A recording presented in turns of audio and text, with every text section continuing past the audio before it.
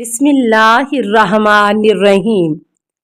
السلام علیکہ یا صاحب العصر والزمان۔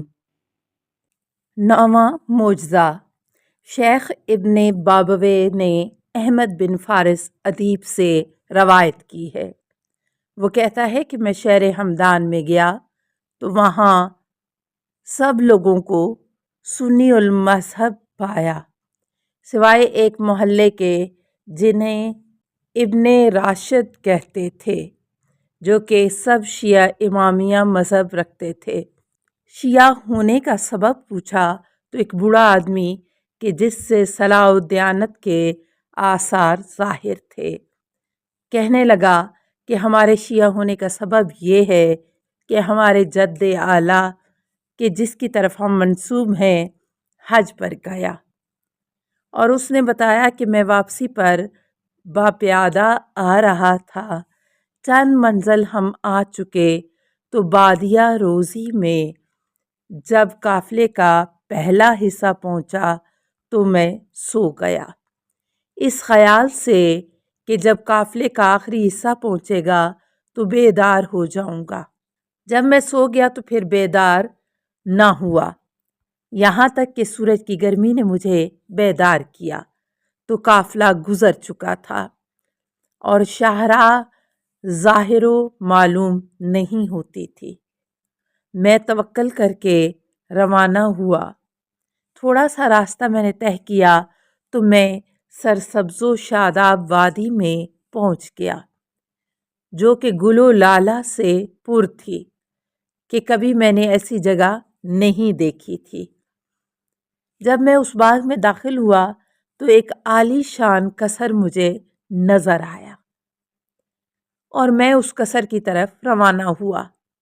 جب میں قصر کے دروازے پر پہنچا تو میں نے 2 سفید رنگ کے خادم دیکھے جو بیٹھے ہوئے تھے۔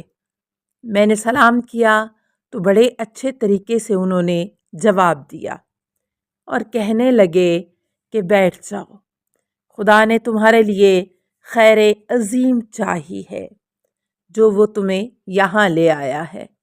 پس ان خادموں میں سے ایک اس قصر کے اندر گیا اور تھوڑی دیر کے بعد باہر آیا اور کہا کہ اٹھو اندر چلو۔ جب میں اندر گیا تو میں نے ایسا قصر و محل دیکھا کہ اس جیسا قصر کبھی نہیں دیکھا تھا۔ خادم آگے بڑھا اور جو پردہ دروازے پر پڑا ہوا تھا اسے اٹھایا اور کہنے لگا کہ آ جاؤ۔ جب میں اندر گیا تو میں نے ایک جوان کو دیکھا جو گھر کے اندر بیٹھا تھا اور ایک لمبی تلوار اس کے سامنے چھت میں لٹکی ہوئی ہے۔ قریب ہے کہ تلوار کا سرا اس کے سر کو چھو لے، اور وہ جوان اس چاند کی طرح تھا جو تاریک رات میں چمک رہا ہو۔ پس میں نے سلام کیا تو بڑی خوش زبانی سے جواب دیا اور کہنے لگے تجھے معلوم ہے کہ میں کون ہوں؟ میں نے عرض کیا کہ خدا کی قسم نہیں۔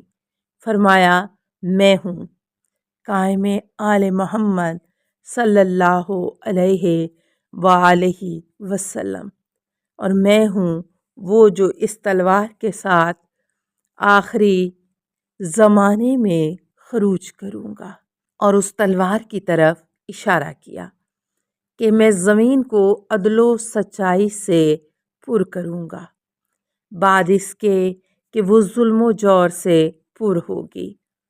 پس میں دروازے پر گر پڑا اور اپنا چہرہ زمین پر ملنے لگا۔ فرمایا ایسا نہ کرو اور سر بلند کرو، تم جبل کے شہروں میں سے اس شہر میں رہتے ہو کہ جسے ہمدان کہتے ہیں۔ میں نے کہا جی ہاں اے میرے آقا و مولا۔ پس فرمایا کیا تو چاہتا ہے کہ اپنے اہل و عیال کے پاس واپس جائے؟ میں نے عرض کیا جی ہاں میرے سید و سردار، میں چاہتا ہوں کہ اپنے اہل خانہ کی طرف واپس جاؤں اور انہیں اس سعادت کی خبر دوں جو مجھے عنایت ہوئی ہے۔ پھر آپ علیہ السلام نے خادم کی طرف اشارہ کیا اس نے میرا ہاتھ پکڑا اور ایک زر نقد کی تھیلی مجھے دی اور مجھے باغ سے باہر لایا اور میرے ساتھ روانہ ہوا۔ تھوڑا سا راستہ ہم نے طے کیا تھا کہ عمارتیں، درخت اور مسجد کا منارہ ظاہر ہوا۔ وہ کہنے لگا، کیا تم اس شہر کو جانتے پہچانتے ہو؟ میں نے کہا کہ ہمارے شہر کے قریب ایک شہر ہے جسے اسد آباد کہتے ہیں۔ کہنے لگا کہ ہاں وہی ہے، رشد و نیکی کے ساتھ جاؤ۔ یہ کہہ کر وہ غائب ہو گیا اور میں اسد آباد میں داخل ہوا اور تھیلی میں 40 یا 50 اشرفیاں تھی۔ پھر میں ہمدان میں وارد ہوا اور میں نے اپنے اہل خانہ اور رشتہ داروں کو اکٹھا کیا اور انہیں ان سعادتوں کی بشارت دی جو خداوند عالم نے میرے ساتھ مہیا کی تھیں، اور ہم ہمیشہ خیر و نعمت میں رہے جب تک ان اشرفیوں میں سے کوئی چیز ہمارے پاس باقی رہی۔ 10واں معجزہ۔ مسعودی و شیخ طوسی اور دوسرے اعلام نے ابو نعیم محمد بن احمد انصاری سے روایت کی ہے کہ مفوضہ و مکسرہ کے ایک گروہ نے کامل بن ابراہیم مدنی کو ابو محمد علیہ السلام کے پاس سامرا بھیجا تاکہ وہ آن جناب علیہ السلام کے ساتھ ان کے امور و مسائل میں مناظرہ کرے۔ کامل کہتا ہے کہ میں نے اپنے دل میں کہا کہ آن جناب سے سوال کروں گا کہ بہشت میں داخل نہیں ہوگا سوائے اس شخص کے کہ جس کی معرفت میری معرفت کی طرح ہو، اور جو اس چیز کا قائل ہے کہ جو میں جانتا ہوں۔ جب میں اپنے سید و سردار ابو محمد علیہ السلام کی خدمت میں حاضر ہوا، میں نے دیکھا کہ حضرت علیہ السلام نے سفید و نرم و نازک لباس پہن رکھا ہے، تو میں نے اپنے جسم میں کہا کہ ولی خدا اور اس کی حجت نرم و نازک لباس پہنتا ہے اور ہمیں اپنے بھائیوں کے ساتھ مواسات کا حکم دیتا ہے اور اس قسم کے لباس پہننے سے منع کرتا ہے۔ پس آپ علیہ السلام نے تبسم کرتے ہوئے فرمایا، اے کامل، اور اپنا بازو اوپر کیا تو میں نے پلاسے سیاہ زبری موٹا چولا آپ کے بدن کی کھال سے ملا ہوا دیکھا۔ پس آپ علیہ السلام نے فرمایا کہ یہ خدا کے لیے ہے اور وہ تمہارے لیے ہے۔